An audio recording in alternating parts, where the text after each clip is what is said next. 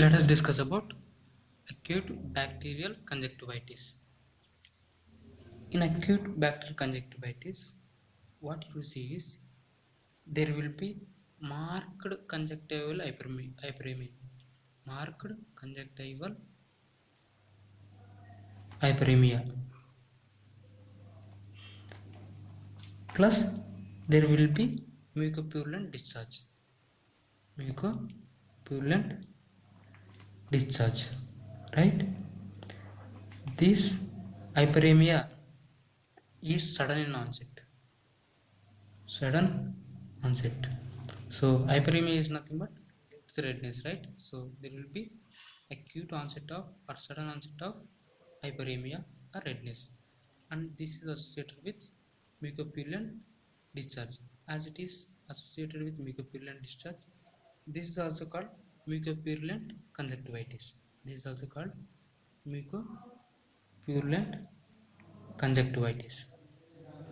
Mucopurulent conjunctivitis. If you take the bacteria that is responsible for this acute bacterial conjunctivitis, these bacteria they include Staphylococcus aureus, Streptococcus, and pneumococcus, and Kochweek bacilli. Kochweek's bacilli.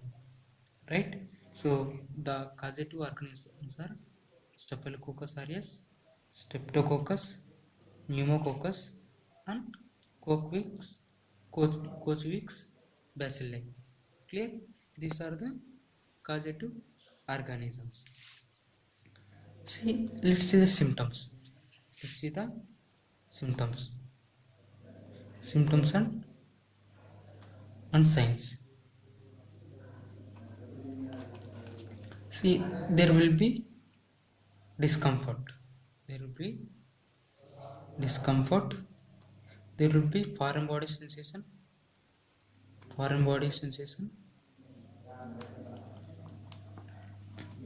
Grittiness,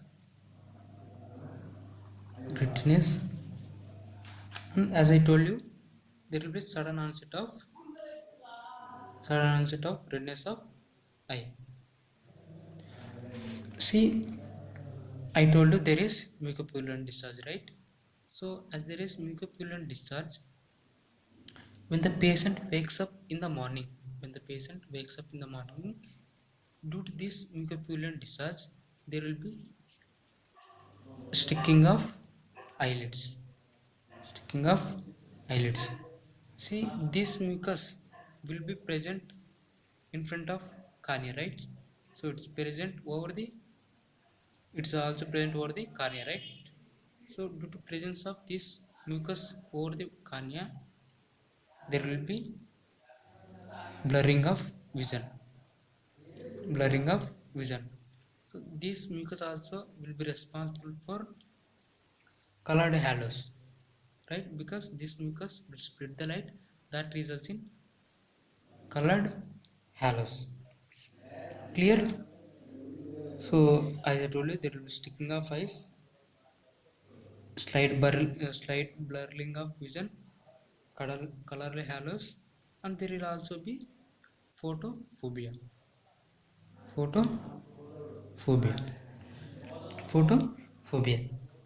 See, these are the symptoms. Clear?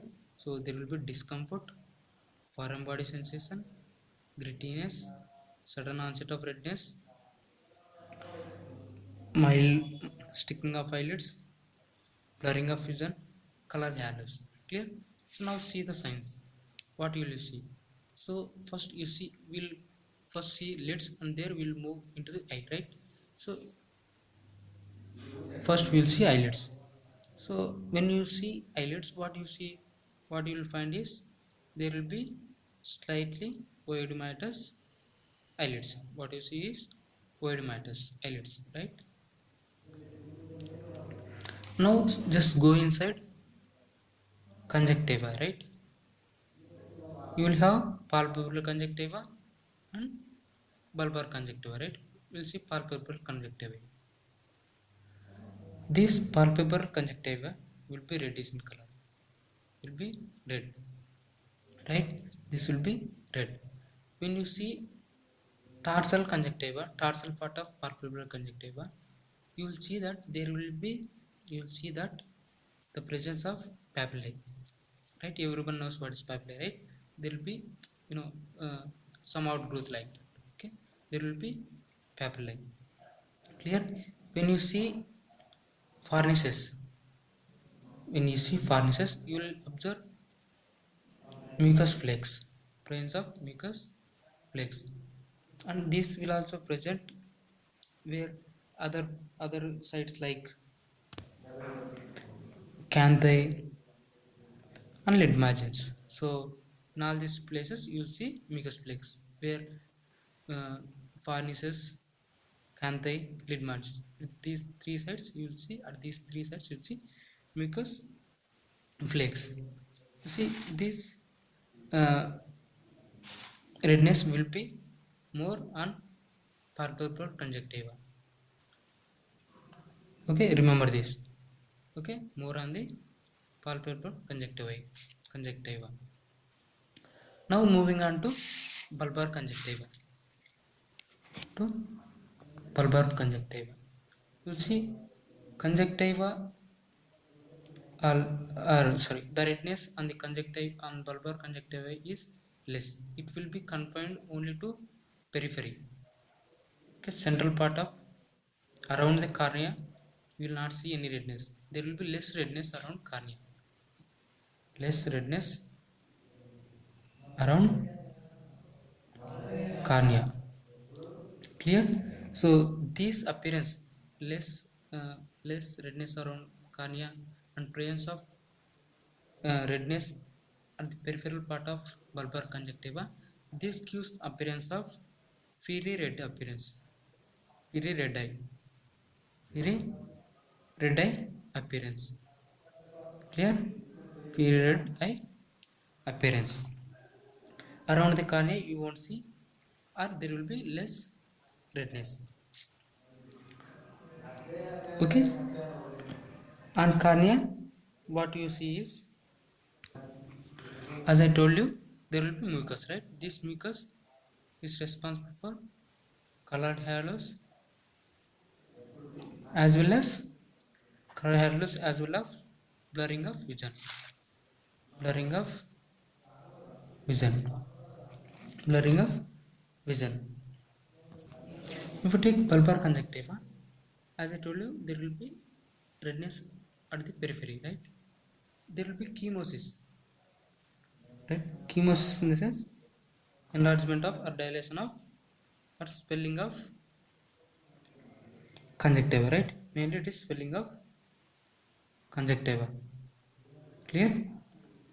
So there will be swelling of conjunctiva and there will be conjunctival conjunction.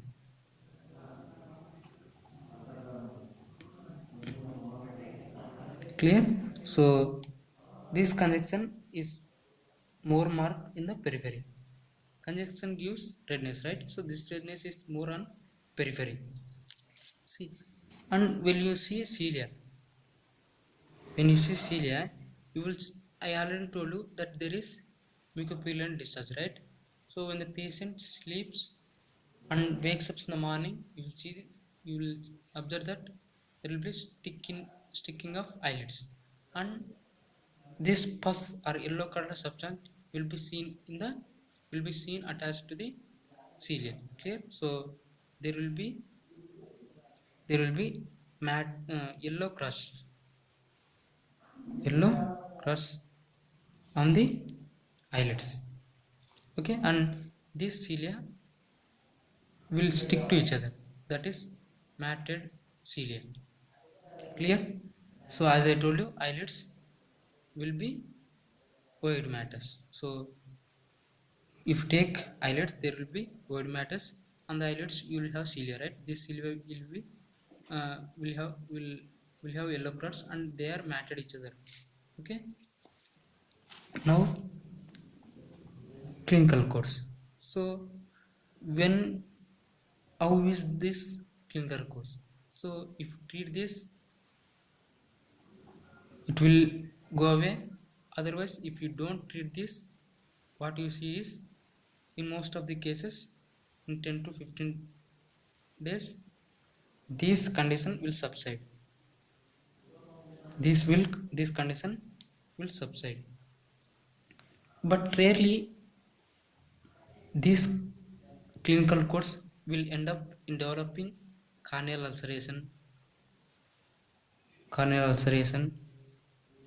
superficial keratitis, superficial keratitis, blepharitis, dacrocystitis, and punctate epitheliopathy.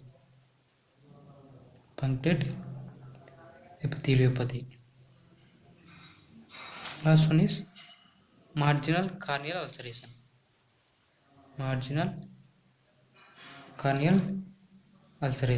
So these are the complications. Sometimes, but most of the time, it is self-limiting. It gets self-limited within 10 to 15 days. But in some cases, it results in corneal ulceration, mostly marginal corneal ulceration, superficial keratitis, blepharitis, dacrocystitis, punctate epitheliopathy. Clear? Now, how will you treat this condition? So here you will give antibiotics, you will give painkillers, and you will give goggles, because there is photophobia, right? So to prevent that photophobia, we will give goggles. What are the antibiotics that you can give? The antibiotics that we can give here are chloramphenicol. Before giving antibiotics, you should know the sensitivity, right? Then only you have to give antibiotics, right? First one is chloramphenicol. This is 0.3% solution ointment. Clear? 0.3 ointment. Tobramycin.